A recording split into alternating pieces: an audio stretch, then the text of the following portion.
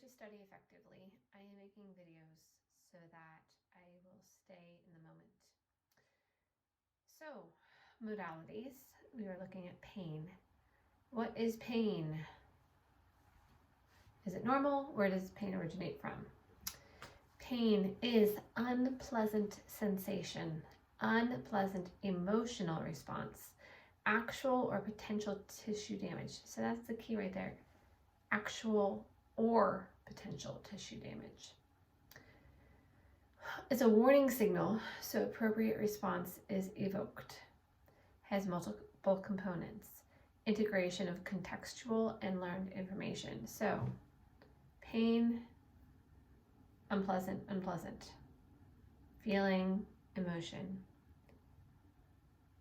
There doesn't actually have to be damage, potential tissue damage. Warning signal. I think I missed that in the last one. Pain perception. Establish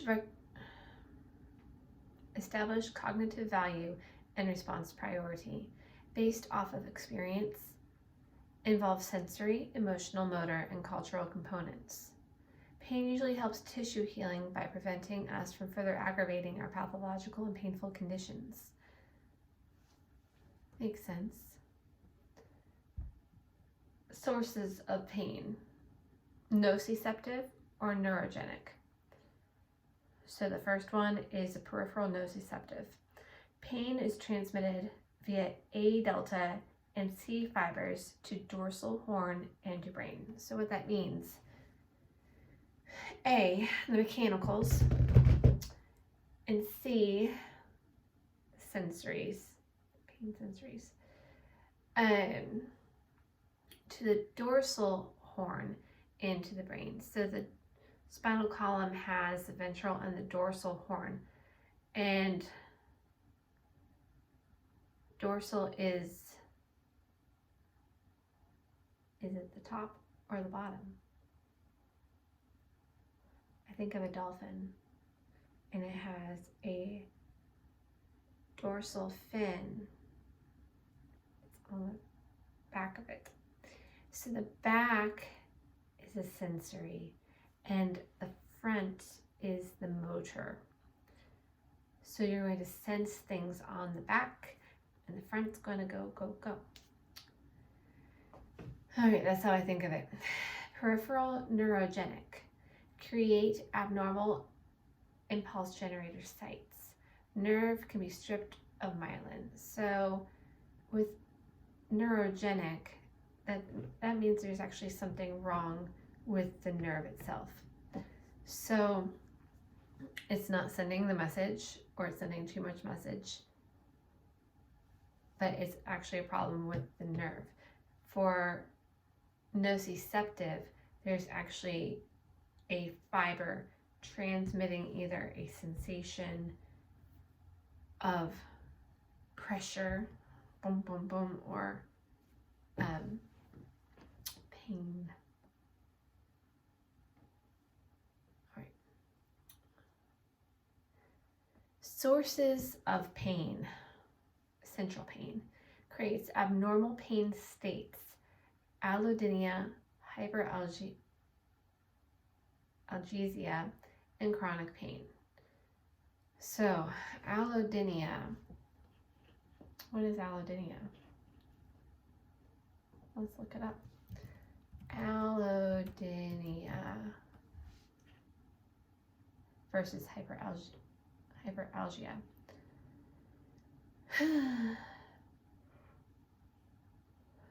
So allodynia is pain evoked by things that aren't usually painful, like drinking a glass of juice.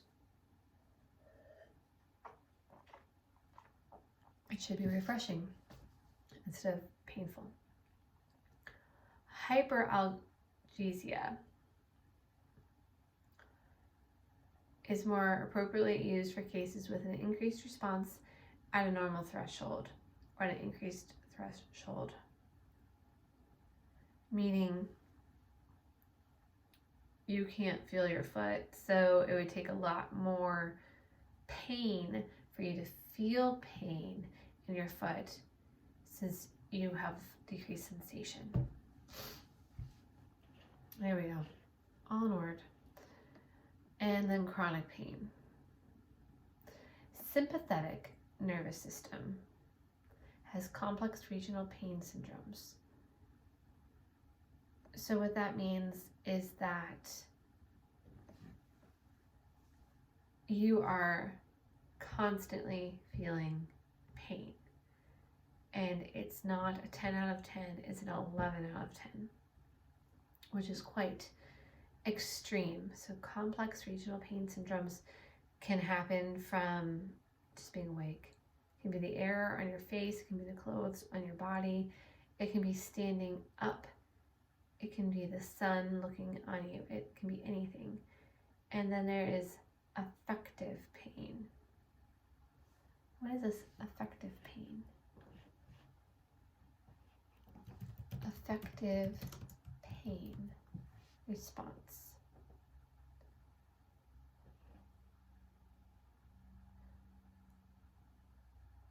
Okay, so affective pain is how am I affected? How am I feeling emotionally about the pain? So for instance, if I see the shot going in, if I'm one of those people, then it can hurt a lot more to get a shot when you actually look. Or if you're having a blood draw and you have an aversion to the sight of blood and you see your blood drawn, then you can have an affective pain response. Onward. So, neuroanatomy, sensory or afferent neurons. 4 types. Pseudo-unipolar. Pseudo-unipolar means that you're still having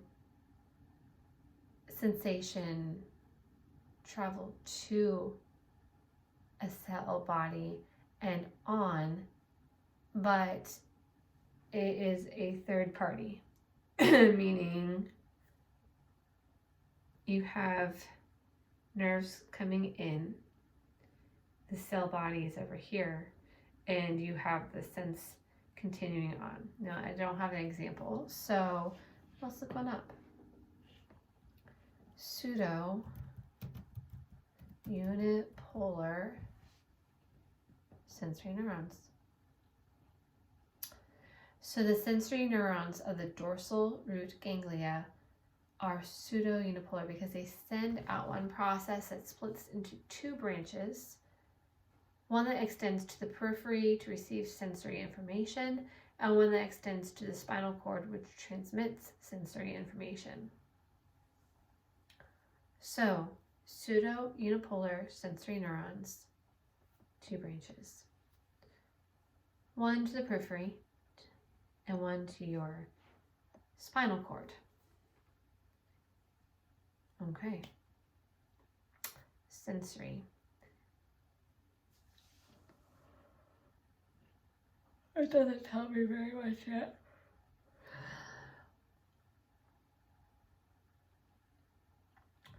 I can say where are the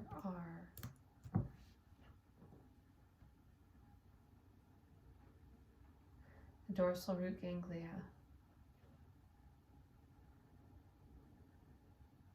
Okay. What else do we have? Cell bodies, peripheral processes, and central processes.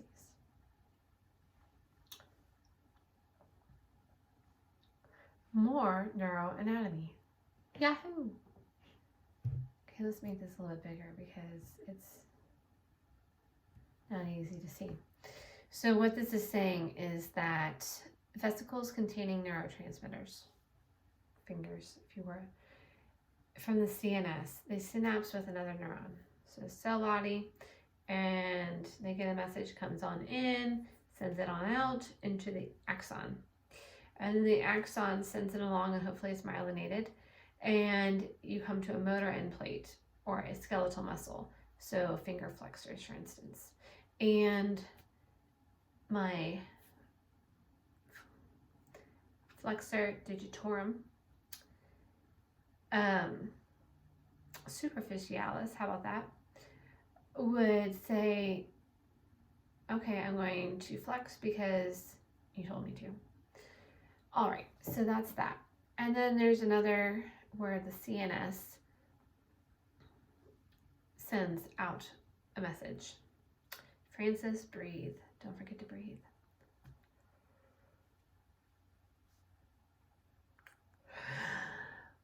Axon or the central process. You come to a cell body or a nucleus. Like a deep breath. This is happening. And then you're going to go to the periphery. So it goes CNS, travels along, gets to a cell body and nucleus, and then you hit the periphery. An example of this would be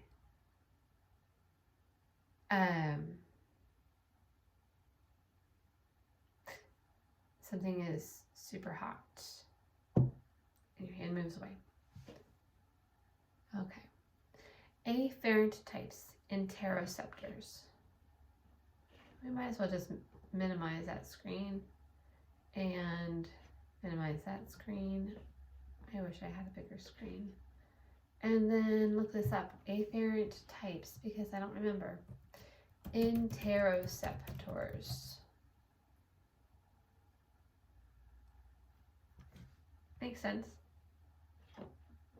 I just don't remember it. So an interoceptor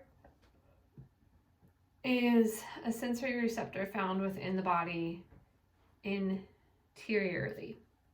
So internal organs. So my small intestine saying, I am very full right now. I am digesting. Don't feed me. Like I did after that race.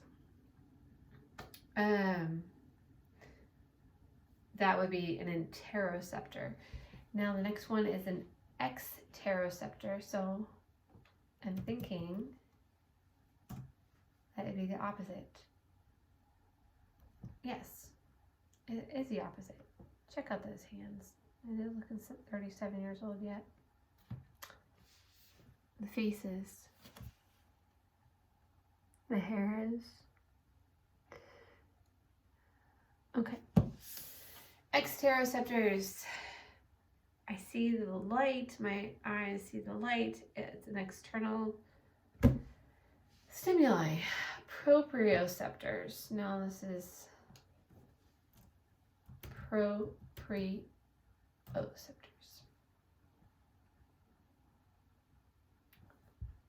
Okay.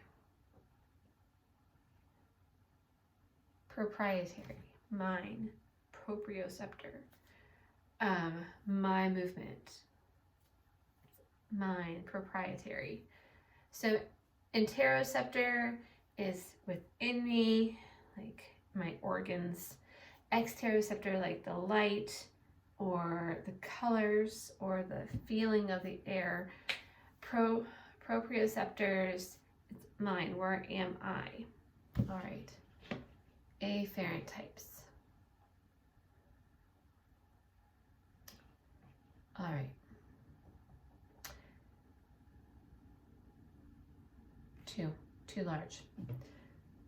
A delta fibers. They have a large diameter. Big. Hit. All right. They are 1 to 5 micrometers. Their velocity is 2 to 30 meters per second. So I'm going to punch, I'm going to jab. The letter A makes me make a muscle. A, muscle, force, fibers. C fibers, the diameter is smaller. It's 0.2 to 1.5. And it just can be within the same diameter as an A delta at its very max. The velocity, slow, super slow. No more than 2 meters per second. And what does this mean? Okay. So it's A deltas, sensitive to pressure, intense enough to cause damage. So mechanical nociceptors. Others sensitive to thermal, mechanical, or chemical stimuli. Prostaglandins, bradykinin. So chemical burn, heat, cold, somebody's punching your lights out. A delta fibers. Sensation that is typically perceived as sharp pricking for a short duration. Localized and tolerated well. Okay. C fibers make up the majority of the nociceptors. Sensitive to very intense mechanical and temperature. So these are those. C is for cookie, and cookie starts with C. It's like a grabbing. Okay, sensitive to very intense mechanical and temperature. So, see, I just screwed me up because I said acid was the other one, but nope. So C are the majority. Let's go back to A for a second because apparently I screwed up. Mechanical nociceptors. Pressure. Okay. Okay. Other sensitive to thermal, mechanical, or chemical stimuli. I'm going to read what these say, and then I'm going to go Dr. Google it. Because this says the C is the majority, and it's very sensitive to intense mechanical and temperature. But it says that A is also mechanical. Okay, temperature ranges from less than 59 degrees Fahrenheit to greater than 123 degrees Fahrenheit. Other C fibers are specific to chemical, acid, irritants, inflammatory mediators, or mechanical pressure only. So my notes really suck. Let's look it up. Difference between A delta and C fibers.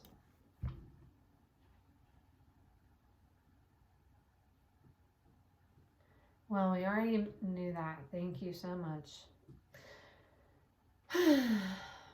So A deltas, you're fast. C, we're going to walk along. So, all right.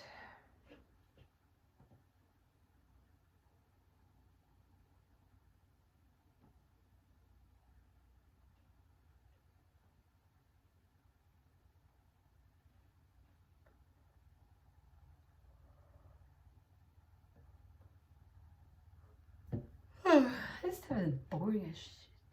Okay.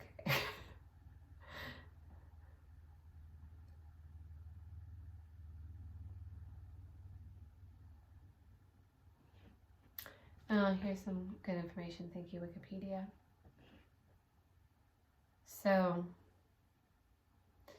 according to Wikipedia, and this is group A nerve fiber, for whatever it's worth, then we are going to say that A's are very fast conduction, extrafusal muscle fibers, intrafusal muscle fibers, proprioception, Golgi tendon organ, secondary muscle spindles, all cutaneous mechanoreceptors. And it's saying in cold and free nerve endings, and these are all A alphas, A betas, A deltas, and then there's C type 4. And nociceptors of paleospinothalamic tract and warmth receptors. Okay. Lovely.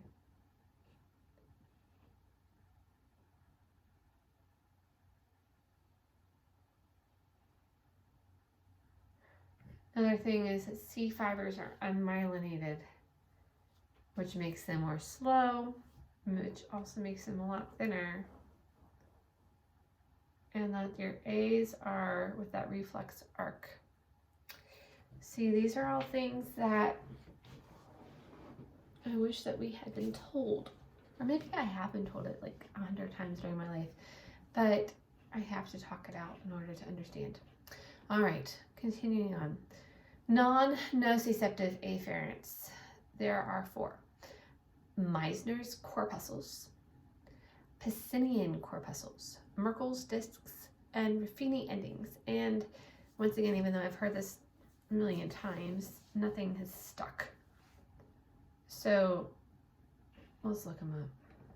So Meissner's corpuscles function.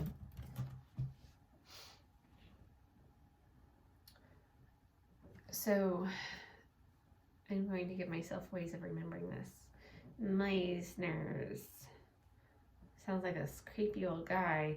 And the cutaneous nerve endings responsible for transmitting the sensations of fine, discriminative touch and vibration. So Meissner's corpuscles are most sensitive to low frequency vibrations between 10 and 50 hertz and can respond to skin indentations of less than 10 micrometers. So they can have very fine touch. Anyhow, next one. Pacinian. Pacinian. All right. So Pacinian respond only to mechanical deformation. So mechanical deformation. So a mechanical deformation might be a pressure.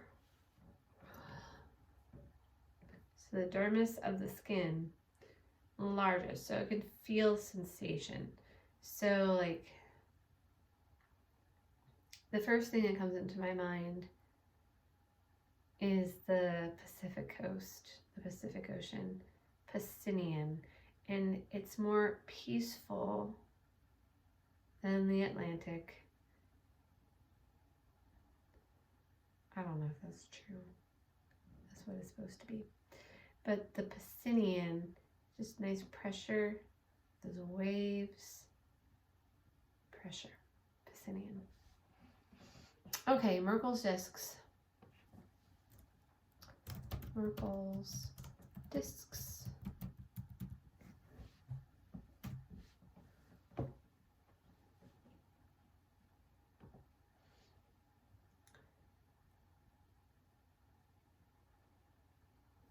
Okay, so a Merkel's disc is a main type of tactile end organ for sensing gentle touch and is essential for sophisticated sensory tasks, including social interaction, environmental exploration, and tactile discrimination.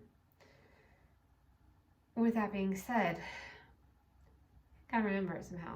So a Merkel disc, sensing gentle touch, social interaction, environmental exploration, and tactile discrimination. So the question is, what is the difference between a Merkel disc and a Meissner corpuscle? So Merkels are densely distributed in the fingertips and lips. They are slowly adapting unencapsulated nerve endings, and they respond to light touch.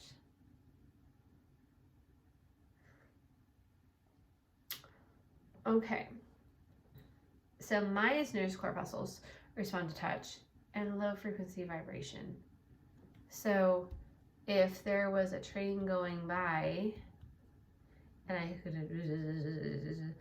then you would have a Meissner's corpuscle feeling that vibration. But if someone were to give you a kiss, you would feel it through the Merkel discs.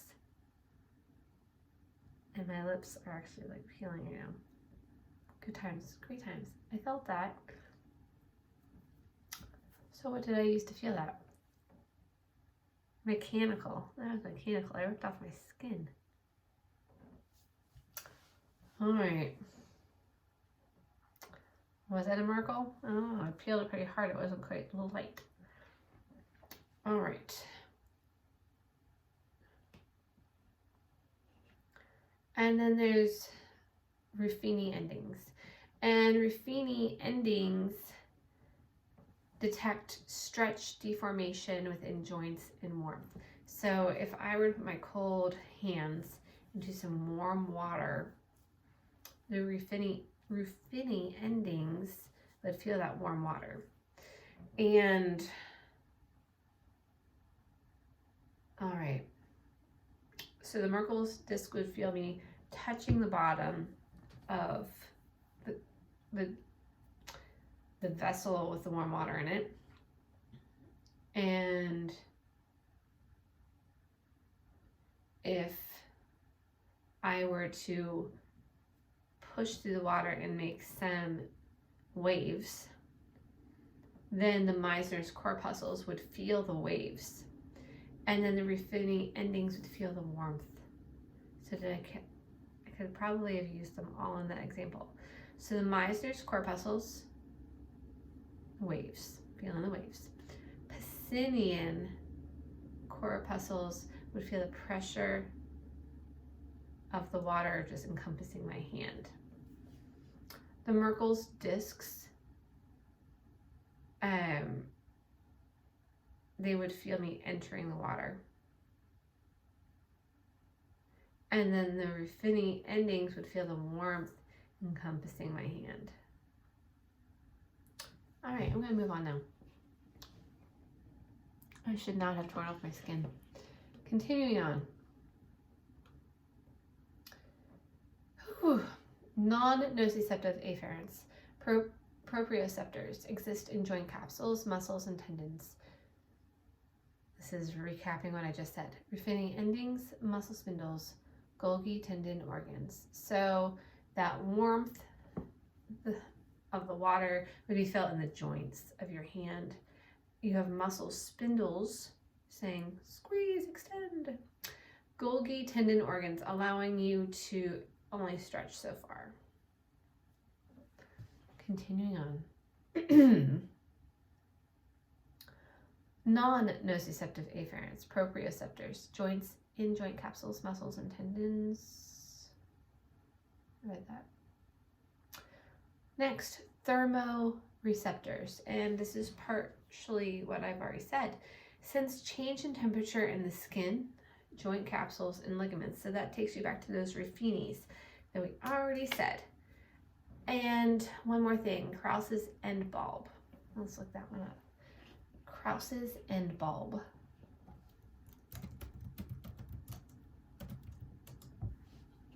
Okay. Krauss's end bulb detects cold and are defined by capsules. So Ruffini endings detect the warmth, and the Krauss detect the cold. And I don't like cold, so does that mean I have more Krauss's end bulbs? I don't know.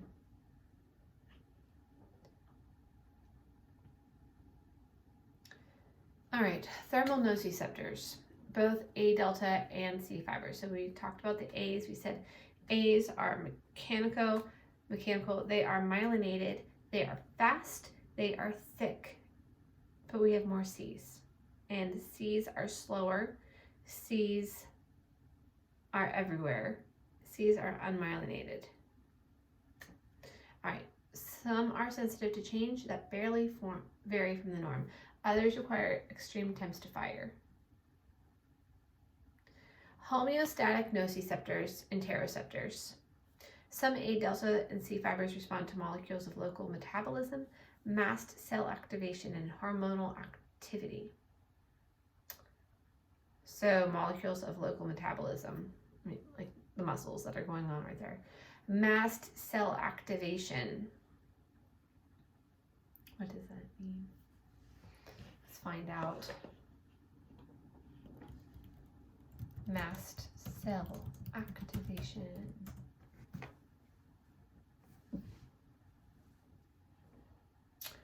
Oh.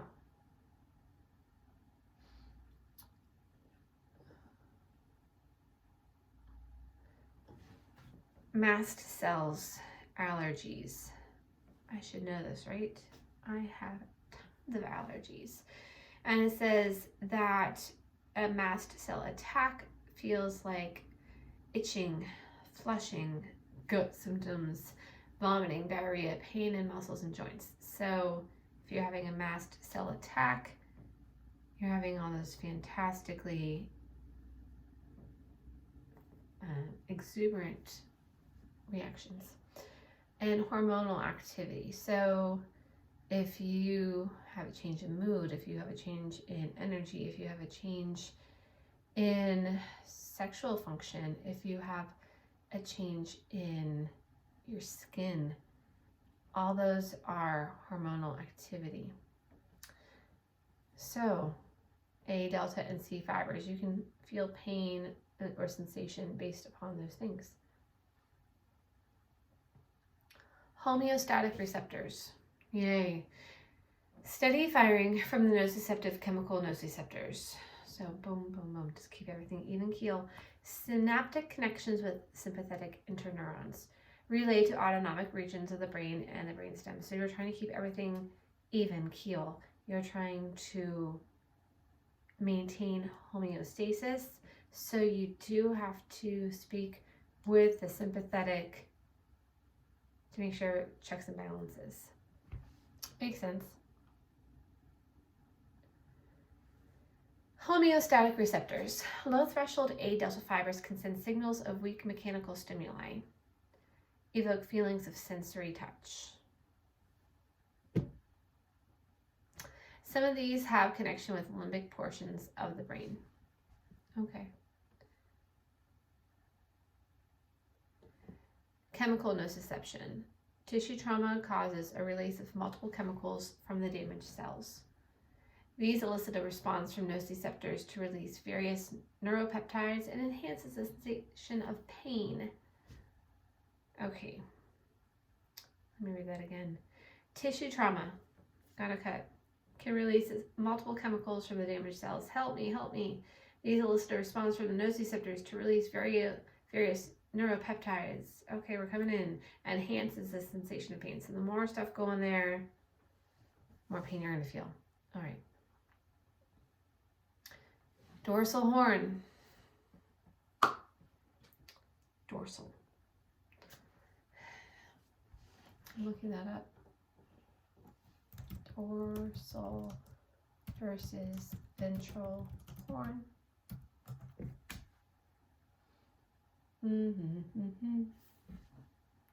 Every time I see that, I have to remind myself that I know it. Afferents enter the spine via the dorsal portion of the spinal nerve, meaning the back. 2-point discrimination and proprioception enter through the medial portion of the dorsal root.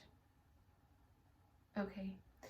Nociception enters the lateral portion of the dorsal root, and that has been a point on several quizzes and tests that, it just has missed my brain, but I've noticed it say the lateral portion of the dorsal root. And I know I'm going to have neuro soon, so it will make more sense to me. But it's such a small area, and so much is going on in that little area. And from what I can understand is that you have your horns. You've got your dorsal and your ventral horns. And the dorsal horn is for sensory. I'm understanding this. So how can you enter through the lateral portion of the dorsal root? I thought it was like a roadway. How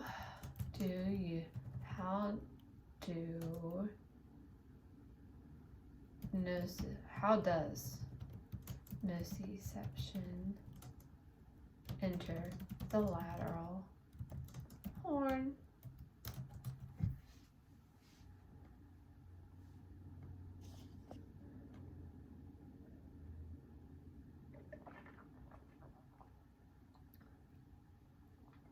Well, that did nothing for me. I'm gonna pause